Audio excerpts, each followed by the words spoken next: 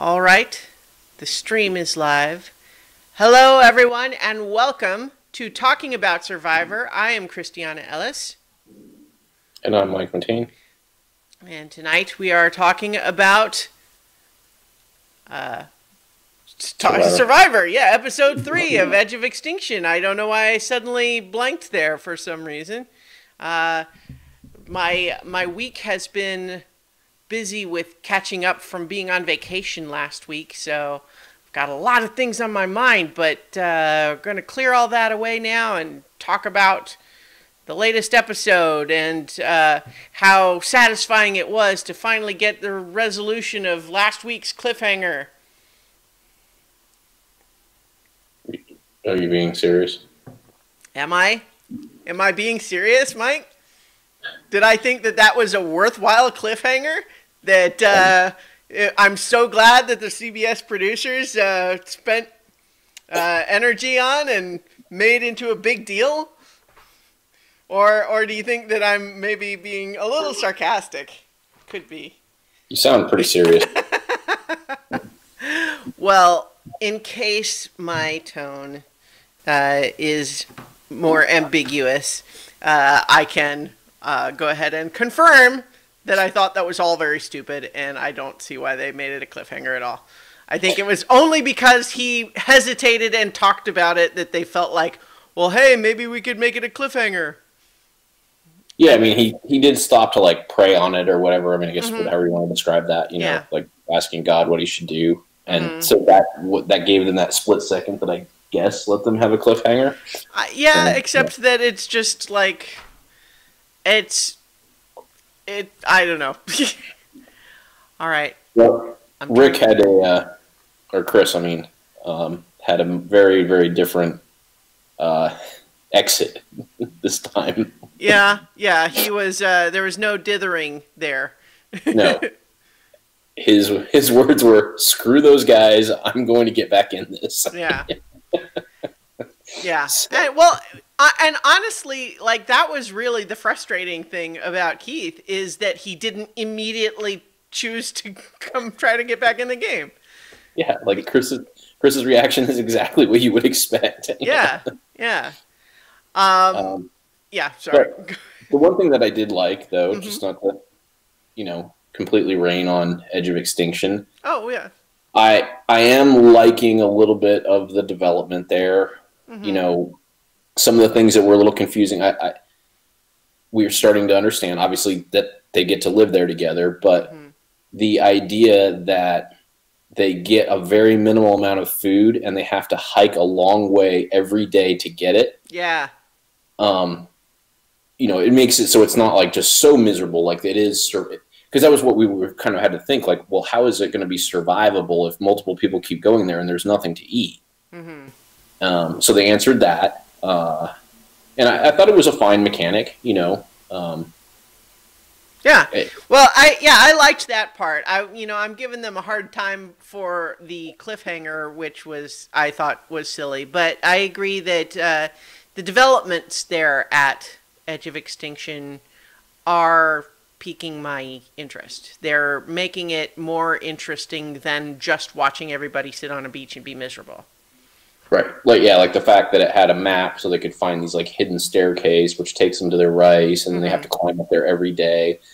So it makes it seem like there's going to be, my guess now is that there will be some new reveal every time they add a player that, like, adds some kind of complexity to what happens there. So at one point it might be like it might get to that, like I talked about, like a competition where you get some sort of reward or thing like that. We don't know what those are going to be, but that seems to be what they're kind of building up. So. Right. Well, like, one of the things that I thought about a little bit was that if you were talking about it being in a strict survival circumstance as opposed to a game, and you're really trying to conserve energy, it wouldn't be necessary for both people to go up every day, right? In fact, it wouldn't make sense to do that. You have one person go up and get the rice each day, and you probably trade off, right? Yep. But because it's a game, and they don't know what the rules are or the timeline or where changes might occur, how do they know that, say, on day 4, you go up to get the rice and there's some special advantage thing there? Right. So that's almost going to be an incentive to say that on these treks that they all want to go just to make sure that there's not some secret being missed. But then that also means that they're all working hard for the same tiny bit of food. Right. And I think that's where it's going to get interesting now. You know, now that I kind of like what they've done, and I'm giving them a little bit more benefit. I mean, I always gave them some benefit of the doubt, but even more now. Right. It's going to be really interesting when there's like 5 or 6 people there. And what happens, like, with the dynamics, like, what else have they introduced, and how, and to your point, like, do all of them trek everywhere together just in case, because no one really knows what's going on, or, you know, do they try to trust each other and go in 2s and 2s, but then not really, you know, it's, you know, there can be some interesting things more than, to your point, them just sitting around being miserable until we figure out how they get back in the game. Yeah, and since I think it's hard to imagine that anyone would think that there's going to be more than one person who gets to get back in, right? Right. So what that means is that the more of them that are there, it becomes its own sort of secondary game, right? Because they don't know what the rules are for who gets to get back in, but since it's not just going to be a matter of if everybody can just stick it out, they all get back in, that doesn't make any sense. Right. So there would be pressure to want other people to quit, but at the same time, you don't want to be by yourself just because that's lonely and boring. Right. So anyway, I guess we'll see. But the idea of being the last one left on Edge of Extinction is kind of an interesting parallel to the actual main competition. Yep. Yep.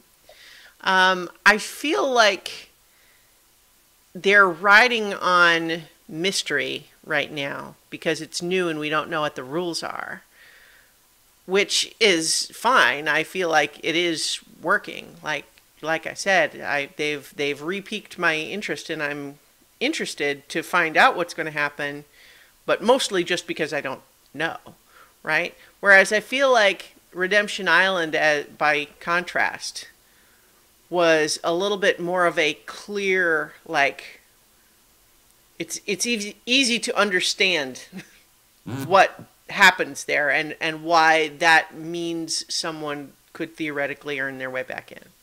Right. But I don't know, maybe they're just waiting for there to be enough people there to do some sort of a challenge. And, like, you know, maybe once they get up to 4, they're going to do a 2-on-2 challenge, and the 2 people who lose get eliminated for good. Yeah. I guess we'll find out. But that's kind of what they're riding on right now, is just us not knowing, and it being curious, us being curious because we don't know. Yep. So we have also the weird dynamic of Keith was sufficiently unsure that he really hesitated even to go find out what the deal was. And Reem says that she had considered quitting before Keith showed up, but now she feels like she has to stay, like, to take care of him, which is kind of a weird dynamic there, especially since their episode 1 interaction was him saying, "You're kind of like a mom," and she's saying, like, "Don't say that."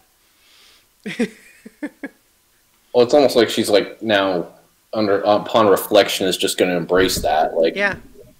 You know, she didn't want him to say it. She ended up getting voted off because of, like, what she felt like was basically, like, being a mom, even though she didn't want to describe that way, you know, like the whole thing with the telling them what to do with their clothes and all that. Right. So it, like I said, it seems like on reflection, she was like, well, you know, that seems to be, that's me. So I'm going to just embrace that. And that's going to help, you know, maybe she's not saying it out loud, but it's like, that's what's going to help me get through this is, you know, she tried to put it all on him in that, you know, oh, I have to stay to take care of him. But really what I think she's saying is that's how I'm going to get through this is by putting it like on that I'm taking care of him. Like just kind of, you know, that being my motivation. Taking care of him is something to do. Right. Right. But drawing her motivation from that could backfire in the context that if it's just one of them or the other, or even yet more people that might show up that gets to go back, at what point do you stop taking care of that person? Well, yeah, and that's why I was trying to say, I think that she's positioning that a little more, like she's saying it more like it's for him, but really it's her wanting to, like feeling, needing a thing to do. And then when it comes down to it, she's taking care of herself. Like she will cut him loose. She will use the idea of taking care of him as kind of her motivation to stick around, and will position it to us as though she's only sticking around because she feels responsible for him. But I think deep down, like... Yeah, I agree. I think if it comes to it, she's not going to have a hard time. Right, and I don't hold that against her either. Yeah, well, no, of course not. I mean, we've had that conversation several times in the sense of this, you know, Survivor is not real life. And so behavior that would not be appropriate or good in real life, in the context of a game where everybody is entering the game with the same understanding, is different. Context sensitive.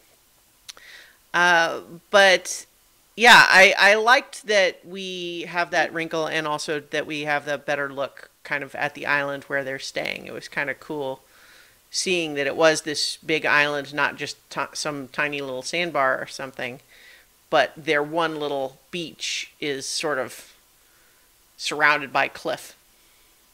Right. They do have fire, though. Do you think Reem made fire, or do you think they gave her fire? Flint. I mean, they would have had to have given her something. I mean, well, I guess she could have, yeah. I doubt that, though. I think they would have made a bigger deal had that been... Right, if she had to work to make it herself. Yeah, had they intended her not to have fire and she created fire, I think that would have been a storyline. Well, I don't know that they intended them to not have fire, but that's different from saying whether they give her the flint or whether she just has to make it herself. But I agree, I think they probably did. Yeah. So in the meantime, though, back at the in the game proper, we head right to a reward challenge. At first, it took me a little while, and actually, I think to the end of the challenge before I realized that it wasn't an immunity and reward challenge. I guess I wasn't paying attention when he set it up. I just sort of assumed, and then was thinking, wow, it's going right to the challenge already, but it's just a reward challenge. Yeah, I felt the same as you. As the pacing was a little off from how it had been for the first two episodes, but I feel like it worked. You know, to kind of go from like telling the story of what Keith and Reem were doing and that actually being interesting to let's jump into a challenge, and then, well, I mean, obviously with Wendy getting injured, that added a different piece, but then we kind of have the camp life, and then we go to the immunity challenge. So yeah. So it's a choice again between comfort or chickens, but kind of like with the choice last week, it seems like there's such an obvious right answer that it's a little surprising that they put it as a choice.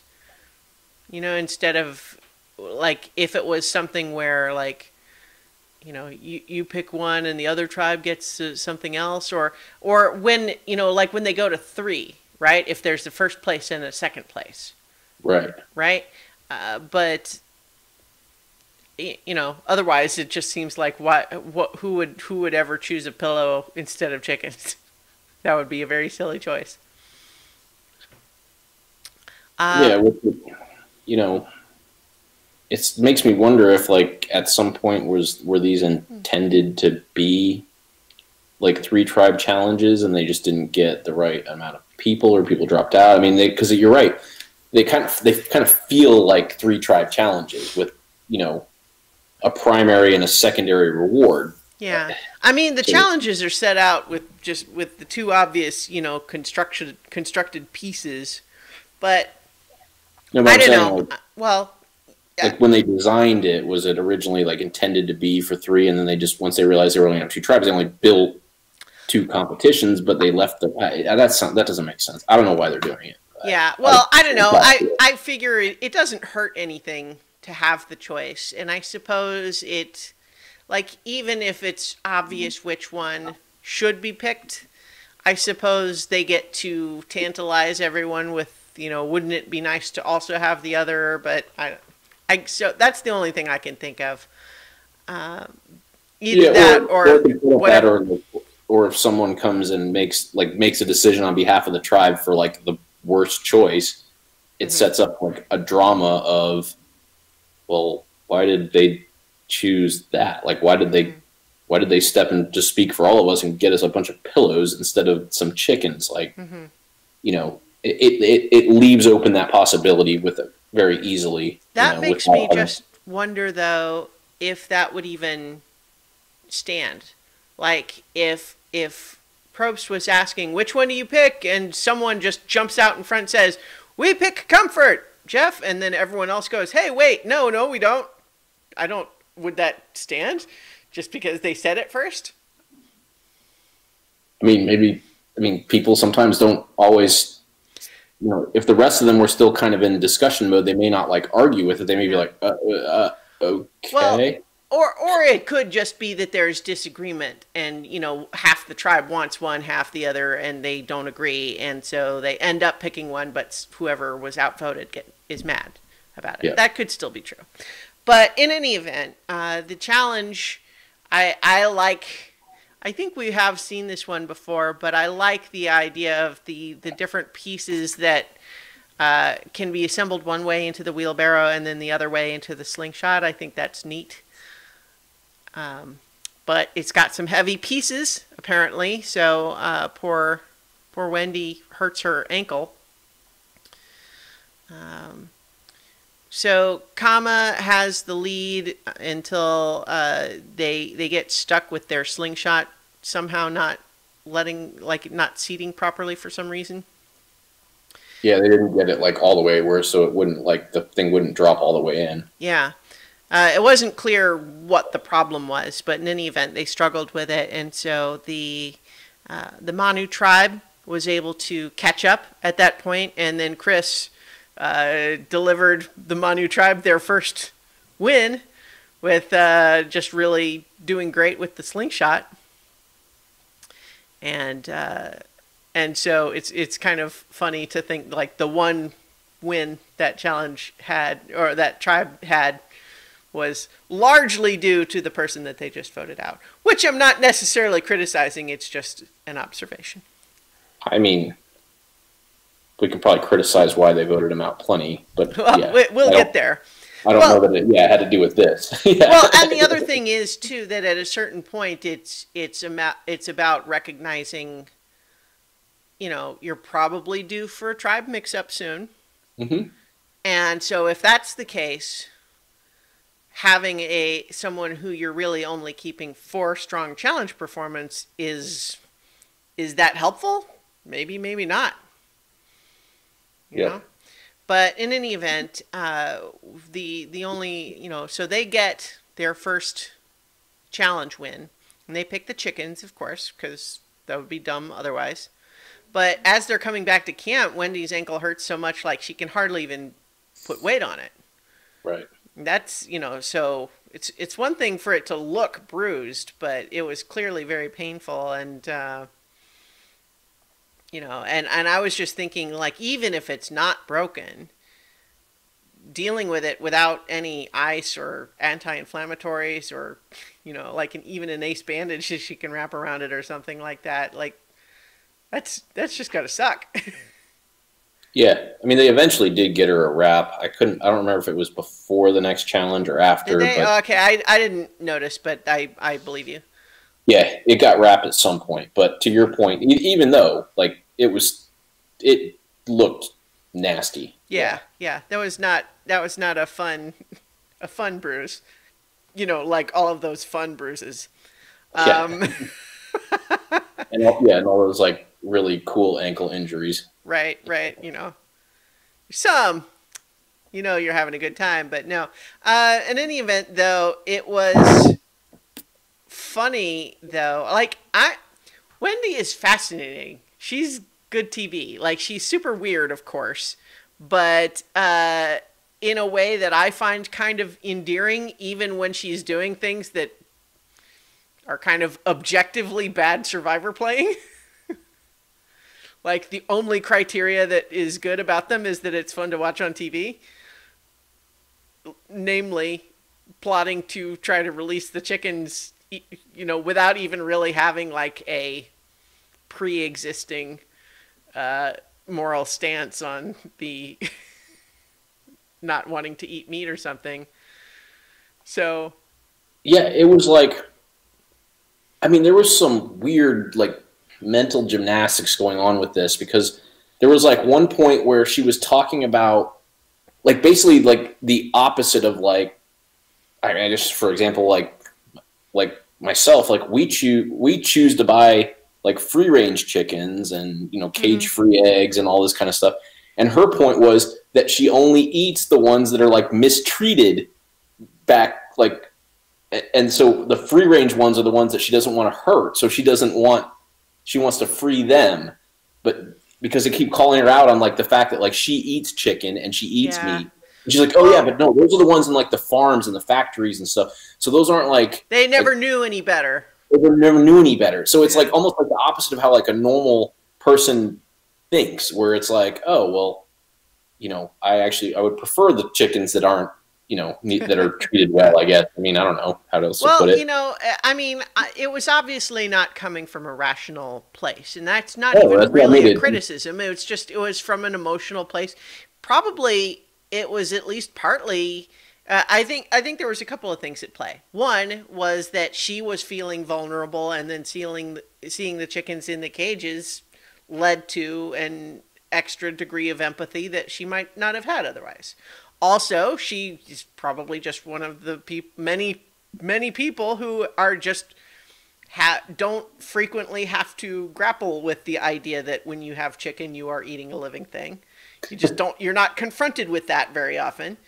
And there it is, right? The idea that someone's going to have to actually take this living creature that's kind of cute and funny and kill it, right? So, but then also I think there's just the piece that is a little bit anarchic, where she just kind of wants to do something shocking. You know, it's provocative, provocative on purpose, right? It's almost not even about the chickens. It's about doing something that's going to make everybody mad. Right, like when that one dude was like hiding people's socks and stuff. Yeah, exactly. And was so Russell, I don't know what his name was. Yeah, Russell. Russell burned the socks, I think. Russell Hantz. Yeah, is that his name? Yeah. But there's been people who, you know, like when they thought they were on the chopping block, went around doing, you know, mischief and stuff. But yeah, so I think it's kind of all of those pieces together. But it's fascinating that I found it all endearing in a way that I'm not sure I would with just a random, like on the average person who might make that decision. She makes it in sort of like kind of a fun way somehow. Like I could imagine being very angry with her if I was on that tribe and she managed to release the chickens, which, you know, from the preview next time seems like she succeeds in doing. Yeah, so I didn't find it as endearing as you did. I was kind of annoyed by it. And then when I saw, you know, to all your point about like, oh, well, you know, I guess you didn't say you compared it to when other people are on the chopping block and her feeling vulnerable. Yeah. Well, you could feel less vulnerable next time and not be on the chopping block, and yet she still is so determined to do it. It just kind of. So, that's a good point, because I was actually not thinking of her vulnerability in the game when I said that. Although, so let's just parse, because I think that's a good point, too, to discuss. What I was actually thinking is literally her ankle was hurt. She's hurt. She was relying on people to help her walk. And then she's laying there on the beach listening to everybody talk about these caged chickens. And so that's what I meant when I said she was vulnerable. But you're also right that she was vulnerable in the game, and she has some feelings of antipathy towards her fellow castaways, some of them at least. Right. And so I think both things probably are a factor. The sunset is like caught me like right where I can't good angle. It's like lighting. Ambient lighting is a pain. It's why any movie that does outdoor scenes with natural lighting is, it's like, well, you get 3 minutes of good light a day. Anyway, so it's interesting that good for Rick that he sort of pleasantly humored her talk, but did not agree to go along with her plan. He's kind of like, well, I can understand and relate to what you're feeling. And yeah, it does feel kind of bad to think of killing the chicken because it is kind of cute. But we do eat meat at home. So look at us, a couple of hypocrites, right? And then she's like, you wouldn't tell on me, would you? And he's suddenly like, oh, God, are you really talking? You're really going to do that? Well, no, I guess I won't tell on you.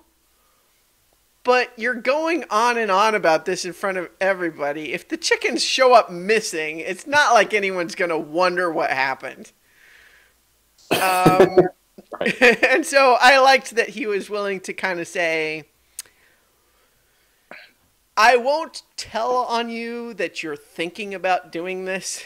And if you do it, maybe I won't point the finger that you told me you were going to. But I am not participating. I thought he handled that pretty well. I continue to like Rick Devens. Yes, I've liked him. When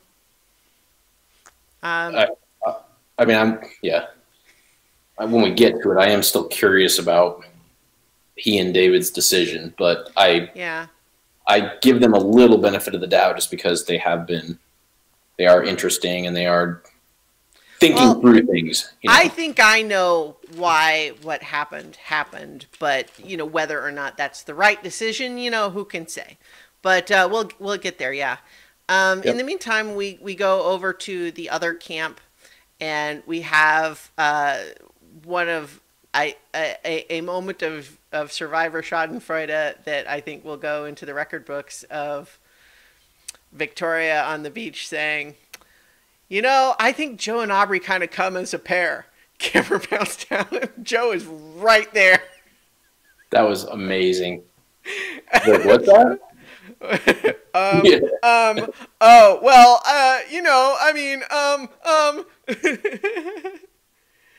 Yeah, so that was kind of awkward. So very entertaining, though. I think that the discussions they're having about whether or not to work with the returning players or not is always something that's going to happen on these types of seasons where they have a mix. Are you have anything? No, my dog is growling at something, and I don't know what. So I kind of got distracted. And I think he's mad at me because I came and sat like where his dishes are, like so I could get out of the sun. Mm-hmm. But his food dish is right here, so I think he's angry at me. Oh So, dear. sorry. It can be distracting. Okay, well, so in any event, Victoria and Ron talking about whether or not. Yeah. Oh, yep, there's a dog. Victoria and Ron. Yep, I'm back. Talking about Aubrey and Joe and do they come as a pair? And I think in some ways they do, but only kind of by default, right? Right. But yeah, I mean, you do because they're the returning players. I mean, I guess that's sort of the. They're not wrong in that if we're kind of going with the idea that returning players is sort of something that we want to target because they've had their time, you know, then they are a pair in that sense, you know, and they also realize that they are targets because of that, and therefore are, you know, either going to work together or work against each other. So, like, even if they're not a pair, like as a voting block together, like you have to consider them together. I think that's a fair thing to say, you know, and so you either have to say we either, you know, have to just pick them two off or pit one against the other and use that one, you know, kind of like what, you know, David has tried to do over at the other. Right. You know, he's tried to separate himself and say, yes, Kelly, you know, he doesn't say we're a pair, but to use that same, you know, language, like, well, if Kelly and I are a pair as the returning players, I would like to distance myself from that and establish that I am willing to help you get rid of her and live on my own merits, you know, which I haven't seen really Joe and Aubrey doing. So, right. I mean, we haven't seen that. Joe is on his previous seasons. He's never been as much of the proactive, strategic player, right? I mean, he's tended to be helps out at challenges, helps out around camp. You keep him around for that reason, right? You know, but and then Aubrey's a very different kind of player. So it's the only reason they would be a pair is because they are, you know, have in common that they are returning players. Right. What that's what I'm saying. And yeah. But I think that that's defensible as well, even if it's awkward for him to overhear it. I think you could easily defend that and say, yeah, I mean, you guys, like, obviously you and Aubrey are the returning players, so we have to consider you right now. You're the only ones we can kind of consider together. Right, right. So the, yeah, so Aurora has a trait now, which is that she seems to be the one amongst the new players that is on board and wanting to play and work with Aubrey and Joe. Which, yeah, doesn't go, well, it doesn't go terribly for her, but they recognize, the other players recognize that she is the one doing that. Right, right. And also just that, you know, her with the two of them is only 3 people. So. Right. So when they recognize that she's doing that and they remain in the minority, could potentially have not been great for her had they lost. Although, you know, the idea that they would target Aurora for that would start to stretch the logic. Not to say that it couldn't happen, but the idea of if you want to the other tribe. Yeah. Well, but there was more at play there, right? Because the coalition that voted out Chris did so for 2 very different and incompatible reasons. Right. But my point is that if at this point in the episode, like, he would have been one of the last people you would have suspected. So that's why I was pointing out, like, the fact that she was aligning with them. Like, I'm not saying it would have got her voted out. It just wasn't trending in a great direction, you know, to be kind of put in this, you know, minority coalition with the 2 biggest targets. Right. You know, again, maybe they just they would have just taken out Joe because he's the biggest threat and they expect a tribe mix-up. Everything would have been fine. And she could have gone on to do something kind of like, I mean, Wendy's still around, you know, and Wendy was in that same minority coalition. So not saying it would have been like endgame for her. It just seemed kind of not when they recognized it and were pointing out that, hey, we had this pair that we were looking at, and now there are 3 of them. We now have 3 options of people that we could go against that aren't in our majority. Right. She's been identified as part of a minority group within the tribe. Right. Yeah. Which is like, that is good for a majority group, because even if she's not going to be the primary target, it allows them to make it not just Joe versus Aubrey. Right. Because as we find out coming shortly, Aubrey has a hidden immunity idol. Yeah. Well, all of a sudden, if you only have done it as the two of them, if now you're just in more of a risk.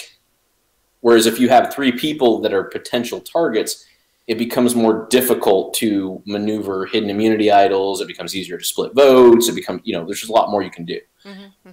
So that's kind of where I'm going. So. Yeah. Speaking of Aubrey and the idol, I was amused that the way Dalton Ross described it is she looks for the idol so hard that she travels in time. Just joking about how we literally saw clips of her 2 previous seasons where she was looking for idols but didn't find one. Right. And so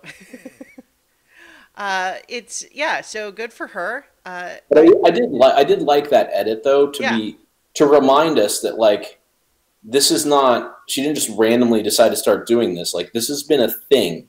Right. And we're reminded back to the fact that she's played the game like however many possible days out of days or whatever, she's played for a very long time. Yeah. And we're reminded she didn't just do that by sitting at camp and like kind of dodging votes. Like she was trying to do this. She just never was successful, which makes the payoff even bigger from an emotional standpoint. I thought. Yeah, it was nice. And so I'm happy to see her get an idol.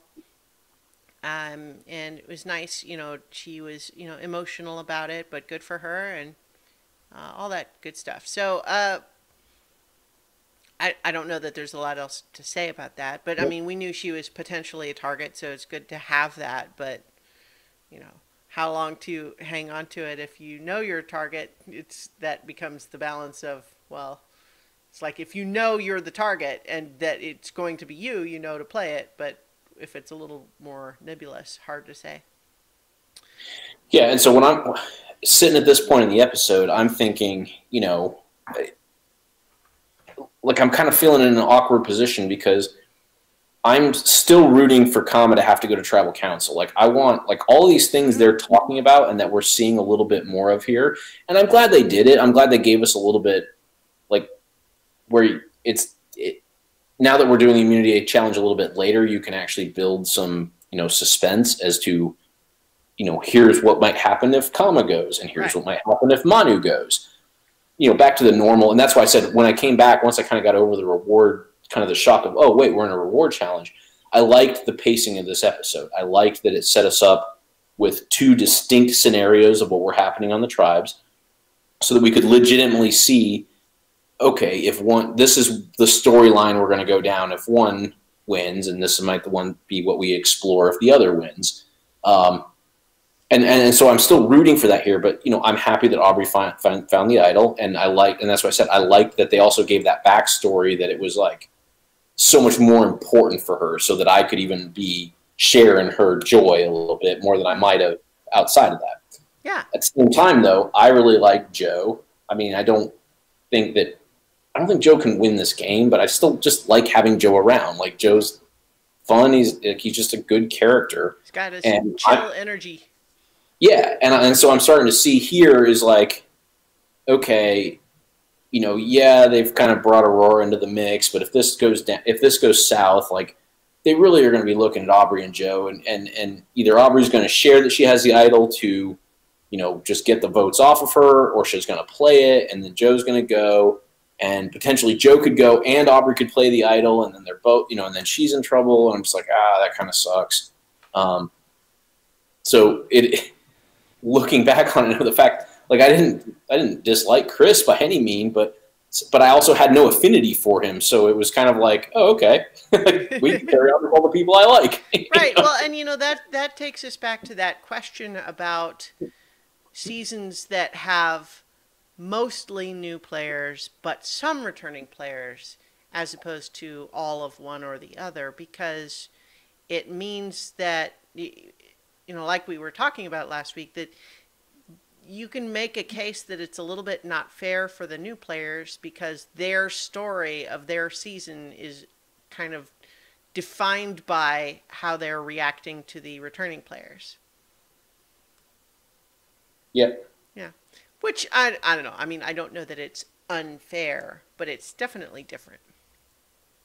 Well, yeah, I mean, it's unfair to both groups in different ways. Like, it's unfair to the returning players in that they instantly become like major targets, which it's amazing that all of them have dodged it so far.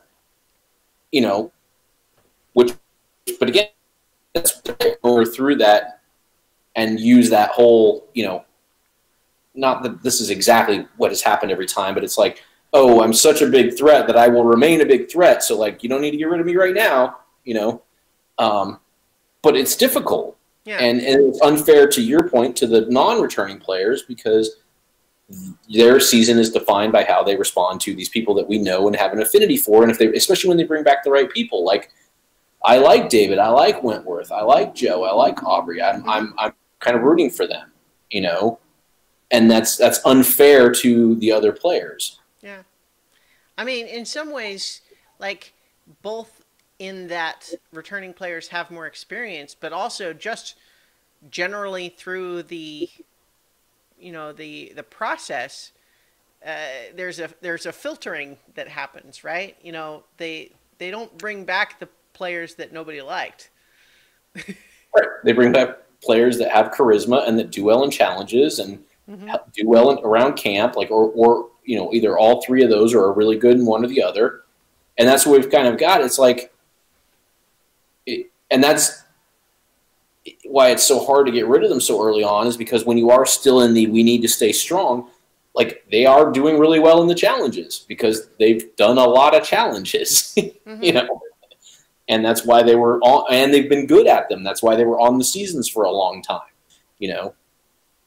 or good at the social game and being charismatic. Like David is, David's very good at that. He's had a lot of practice on how to talk to people in this game and be likable and move himself through, Right. So, anyway. So, we back at the other camp, we have Wendy continuing to be persistent about the chicken. Her portrayal of it later at the tribal council doesn't seem to match what we saw. Her suggestion that all she did was say, I'm just going to step out of the way and not have any, doesn't really seem to mesh with how everyone else was reacting. And how we see her act in the previews for next time. Yeah. But, I think she was probably being very passive aggressive about it, right? Like maybe she's saying, I'm not going to physically stop you, but I'm not going to have any, and I'm going to make sure you know that I'm not having any, and that's why I think you shouldn't do it either, and that sort of thing. And everyone else is kind of struggling with, you don't want to just immediately dismiss someone's concerns, especially if it might be coming from, some pre-existing moral stand. Like if someone is really, serious about being a vegetarian for, religious or philosophical principles and all of that, you don't want to just immediately dismiss that. But she also has admitted that she's not actually a vegetarian. Right. Or at least wasn't at home. So everyone's a little frustrated. And at this point, it looks like we have a loose coalition of 4 with Kelly, Lauren, Chris, and War Dog. And there's discussion of kill or be killed, which I was surprised wasn't the episode title. Yep. And that brought us to the immunity challenge. I liked the people needing to swim to pull the boat, to tow the boat. That was cool. And yeah, I like that too. Gave us the opportunity for some nice underwater shots of, the people swimming in the boat and people jumping in to grab the keys and everything. And good for Wendy. pulling her weight plus the boat, so to speak, when in the challenge, even though her ankle was hurting. Yep. I have to sneeze. Talk for a second. Okay, you did not hear me say talk for a second because I need to sneeze, and then you just. There's my dog bothering me. So he came over and sat down like I needed something. So I looked at him. He keeps distracting me. Fair. He knows how to do it. So I didn't end up sneezing anyway. It was a false alarm. So that's a thrilling little 30 seconds of content there.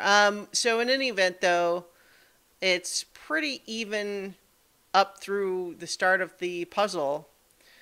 But, you know, Kama just really made their way right through the puzzle, whereas it kind of highlighted that David and Wentworth were working on the puzzle for Manu and just really struggling by comparison. Agreeing with each other afterwards that puzzles are hard. Yes. So Kama won again, and you know, as we had discussed, it was a little bit disappointing, only just because we want to see everybody engaging with the game, and so far it's really only been one half right. Having to engage with that voting process. But and we go to commercial with David saying that his survivor spidey instincts are telling him that it's the right time to target Kelly. Yes. Yeah. But this is where we have Wendy just doing her darndest to make things more complicated by hiding the flint in a way that was not super subtle. Yes. The only thing that gave any cover at all was that people found it hard to believe that even she would do such a thing. It's like, surely not. I mean, she wouldn't do something that dumb, would she? Well, I don't know. Yeah, it was. I mean, I can't believe she survived this. Well, you know, I think that part of it is that you've got people recognizing that voting out someone because you're mad isn't necessarily the best strategic move. Which isn't to say that anything you do other than that is the best strategic move. Right. But that I think David rightly observes that what she has done could be a custom-ordered smokescreen, like an obvious, easy vote to cover that he actually wants to do this blind side. Right. Yeah, I was kind of fine with him still pursuing that. What made it hard for me to believe that she would survive this is just the fact that, you know, they've already sort of given her the, like, she was already in the minority for having made bad decisions on, like, who to partner with. Mm-hmm. They had sort of obfuscated that with, like, we talked about, like, oh, well, she wouldn't come along with us because she's so loyal. So if we can have her loyal to us. But then you have this, and there's, like, this chaotic element to it. And it's like, she's just making a lot of bad decisions. Like, that's not really somebody you want around, in my opinion. Right. You know, she's unpredictable. She's doing things just to cause chaos. She digs in at weird times and is stubborn about things that don't seem to make sense. Like, that's just a variable I don't want. You know, again, armchair survivoring here, but no, I hear you. Yeah. Putting myself in that position, I don't want that variable.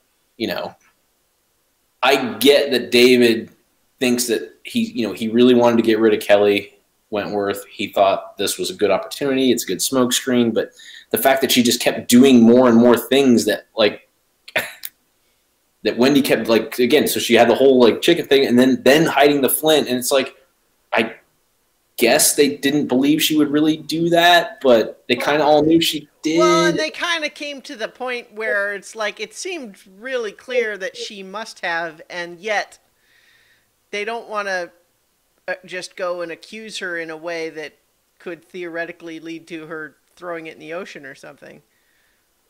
You Right. know?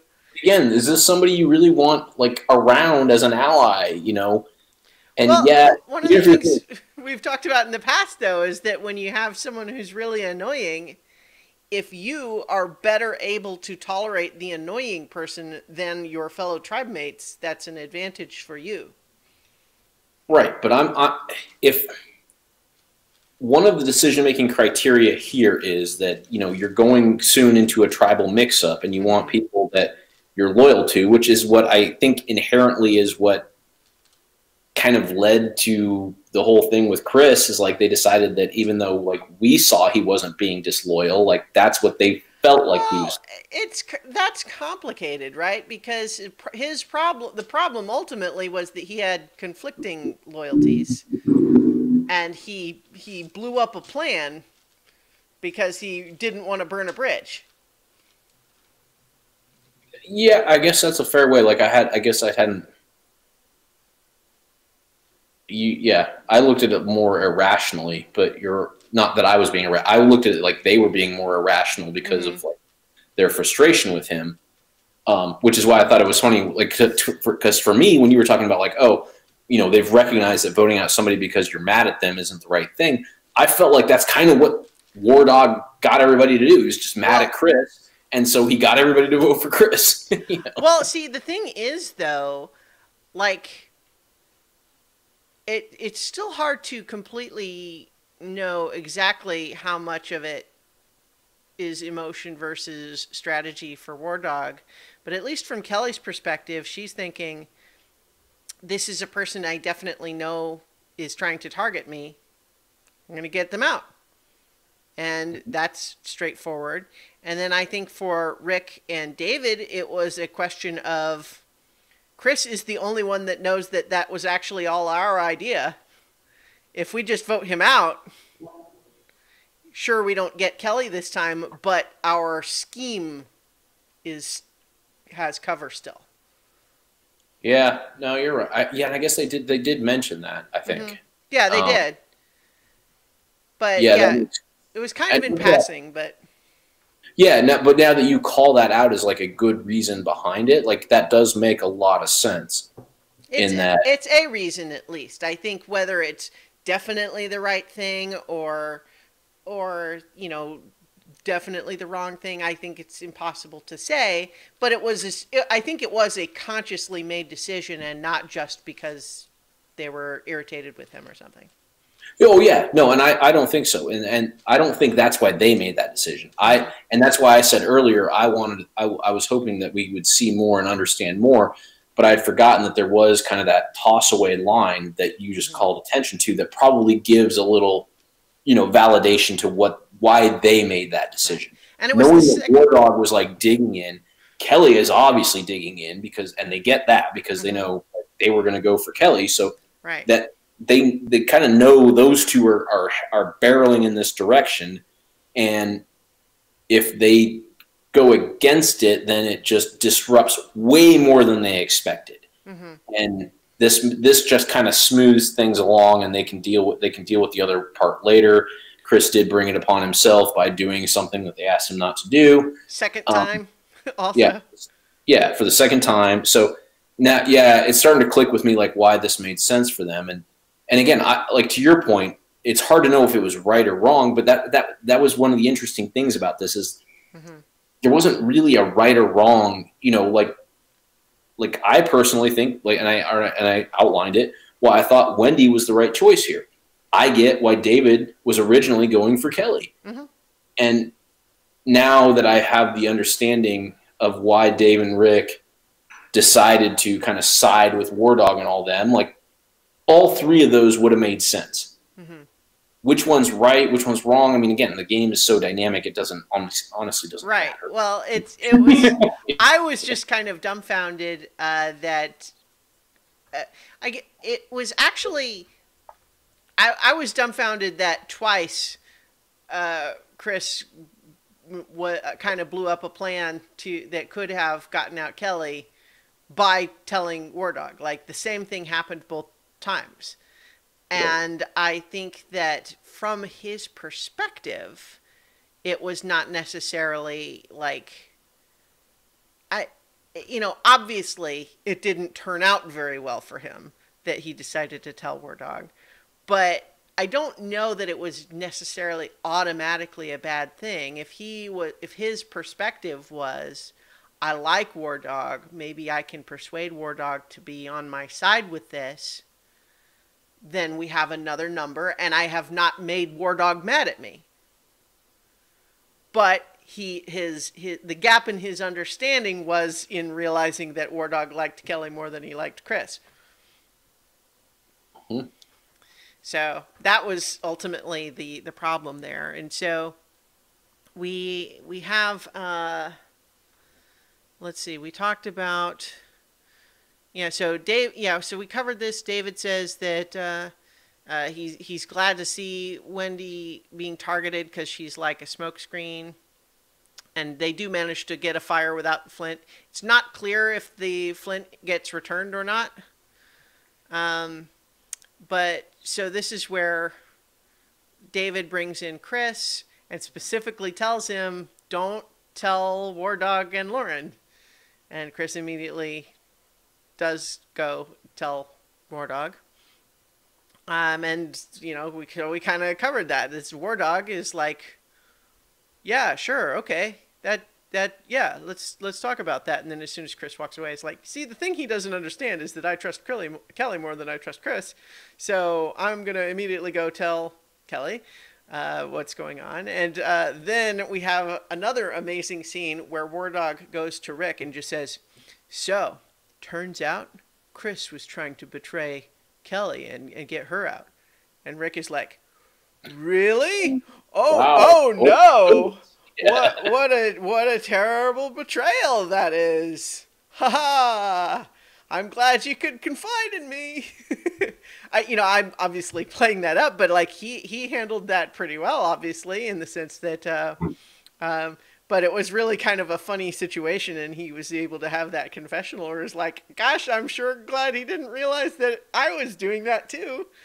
But now that Kelly is playing, whack-a-mole with anyone who mentions her name, which I'm not even saying she shouldn't do, although it's a little surprising that she doesn't seem more suspicious that it might be more than just Chris. I don't know. Maybe it's a case of, it's one thing to be suspicious of everybody, but it's another thing when someone has made it explicitly clear. Right. That way maybe there's this idea of like, even if anybody else was even thinking about it, they'll be afraid to even say anything because I get out anyone who says anything.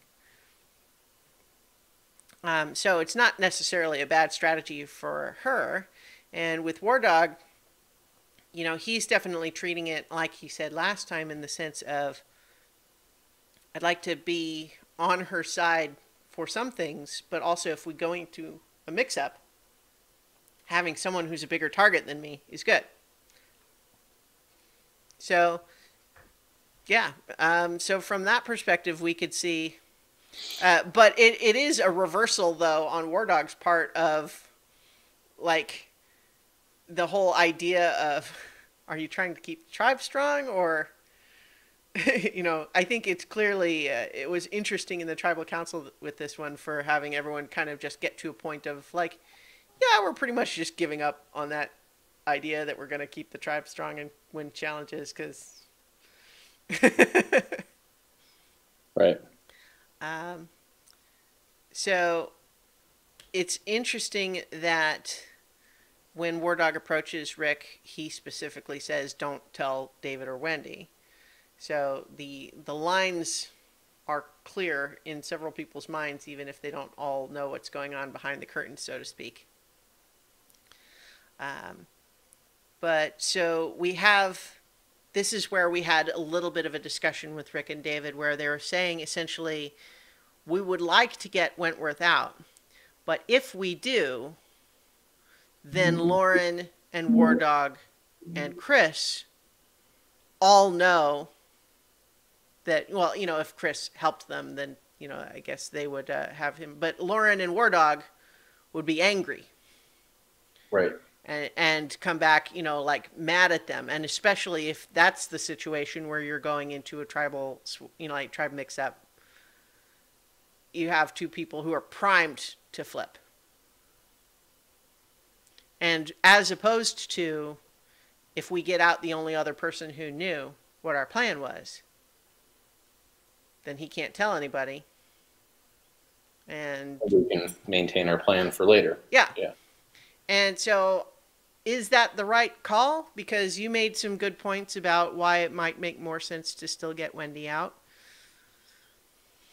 But, at the same time, too, though, if you have a significant chunk of the tribe really focused on getting out Chris, and they don't care about getting out Wendy anymore, who's voting for Wendy?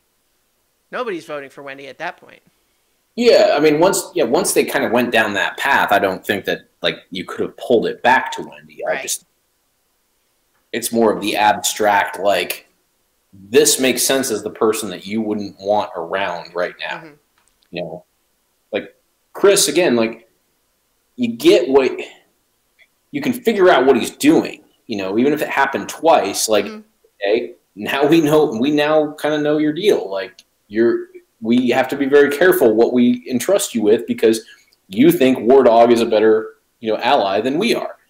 So, and then War Dog could look at it as oh, Chris is feeding me information about what people are trying to do to Kelly, as opposed to just and being oh, it's him trying to get rid of Kelly. It's so that's where I kind of fell on it. Mm-hmm. But again, this one was was just up in the air. I don't think there's a right or a wrong here. I'm glad Kelly's still around because I like her. Mm-hmm. It's going to be interesting to see is there actually a little bit more to her understanding other than the whack-a-mole like you described it, and we just happen to see that visceral reaction that she has. I'm hoping there's a little bit more to her.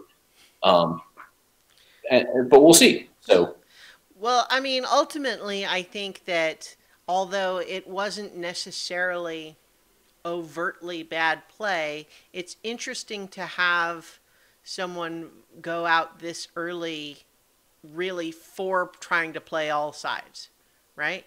Because that's definitely something that gets people into trouble sometimes. They were even talking about it with Aubrey last week in terms of observing how she was using the same wording for everybody. But ultimately, that is exactly what happened with Chris here, is that twice he was brought in on a plan and said he was on board and then told explicitly not to tell another person, whom he then proceeds to go and tell. And that ultimately that behavior is what got him out. Because nobody on the conspirators' side wants to keep trusting him when he keeps betraying their plan. And the other side is why should we trust you? You're plotting. So, anyway, I liked Chris fine, but this was definitely not a random vote. No. Yeah. So, as we discussed at the beginning, though, it was nice to see Chris just immediately choose to go back in because, of course, he should. Yes. Interesting, though, that he felt really mad about, I was just lied to. They lied to my face. Screw those guys. And I'm thinking, well, you were lying to Kelly, though, weren't you? Yeah, like I said, we told you a plan. We told you who not to tell, and you did. Yeah. So how could you be shocked when we figured that out? What I'm a little curious about, too, though, is who did Chris think Kelly was voting for? Or did he just think that, or maybe he realized that it had come down to him or Kelly, but he just thought that they had more on their side, and that I they. feel like he thought it was going to be Wendy. Hmm. And that's why he was like. He didn't vote for Wendy though. Well, I guess because he thought he was part of the plan. Yeah. Kelly. Yeah. Yeah. So I think that's why he like realized like so quickly when his name came up like the second time that all of a sudden like, wait a minute, this isn't right. Like I don't. He didn't seem to kind of feel it. To me, it didn't feel like he felt like it was between the two of us, and I just ended up with more votes, and they lied to me. It felt like he thought he had no culpability in this, and then all of a sudden, okay, my vote, yeah, that sucks my name once by somebody who isn't, oh wait, yeah. Yeah. So in any event, it is always a little like we can totally understand the emotional reaction you have in the moment when something doesn't go your way, but also just there's an element of, I was lying to several people, but it makes me so mad when someone lies to me. Right. Yeah, it's the same thing when people get mad they got blindsided when trying to blindside somebody else. Yeah. Like, okay, you got beat. Yeah, exactly. So, but like it's understandable, but still ultimately irrational. But so next time we have apparently Wendy actually releases the chickens. Honestly, my feeling when I saw that honestly was good for her. In the sense, not like it's a good move, but in the sense that she conceived of a plan and then carried it out. Okay. Yeah, and I just mean it's like got like an affinity for her, so yeah, take. Well, what the thing is, I don't think I'm the only one. Like they were joking about it in the tribal council about how she kept doing all of these things that theoretically should be annoying, but like War Dog's like, but I can't even really be mad at her. I mean, she's like me, War Dog and War Pup. That's right, War Pup. Yeah. Yeah. I liked that. So I feel like she does have kind of a quality to her that is even when she is doing things that would just be completely infuriating most times, she's just got a demeanor that makes it hard to be too angry. Yep. So in any event, we'll find out what happens next time. Yeah, we will. All right. So if any of you are watching or listening right now, thank you. If you're watching or listening live, then know in just a little bit we're going to switch up the stream and talk about the recapping the 2019 Oscar Academy Awards. And we're going to look at a dog for a little bit. Because he's going to eat before we do that. Oh. So we'll be back with that if you want to stick with us here on this stream. And in the meantime, if you're only interested in Survivor, then we'll be back next week. All right. Good night, everybody.